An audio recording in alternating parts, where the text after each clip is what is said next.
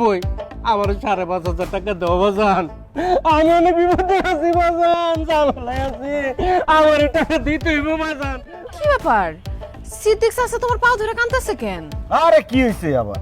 টাকা চাই, টাকা দিতেছি না বলে পা ধরে কাঁদতেছে। সিদ্দিক, টাকার জন্য তুমি আমার ছেলের পায়ে ধরে কাঁদতেছো, কি হয়েছে তোমার?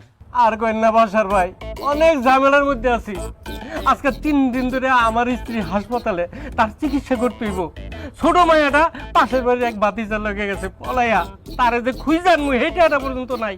বড় মাইয়া তার জামাই এসে বাড়িতে বেড়াইতে, আমার ঘরে কোনো বাজার সাথে কিচ্ছু নাই, এই জন্য টাকা চাইতেছি। বাজান টাকা দাও, দাও বাজান, অনেক বিপদ আছি তো। আহারে লোকটার কত বিপদ। এই উনি যেহেতু এত করে তোমার কাছে 5,500 টাকা ধার চাইতেছে, তারে 5,500 টাকা ধার দাও, সে পরে ফেরত দিয়ে দিব। বৌমা, এটা তুমি কেমন কথা কইরা? ধার কি লেগে নিবো আমি?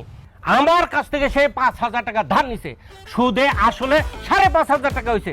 আমার পাওনা টাকায় আমি তার কাছে ফেরত চাইতেছি। কি বলেন সিদ্দিক ভাই, আপনি আমার পোলার হাতে পা ধরে আপনার পাওনা টাকা চাইতেছেন? আর পাওনা টাকা চাইতে এসে আপনি আপনার এত সমস্যার কথা বলতেছেন কেন? কি করবো ভাবি কন? এই দেশে টাকা ধার দেওয়ার সময় অন্যের দুঃখের কথা শুনতে হয়, আবার সেই টাকা ফেরত চাওয়ার সময় নিজের দুঃখের কথা শুনাইতে হয়। এই জন্য আপনার পোলারে আমার দুঃখের কথা শুনাইতেছি।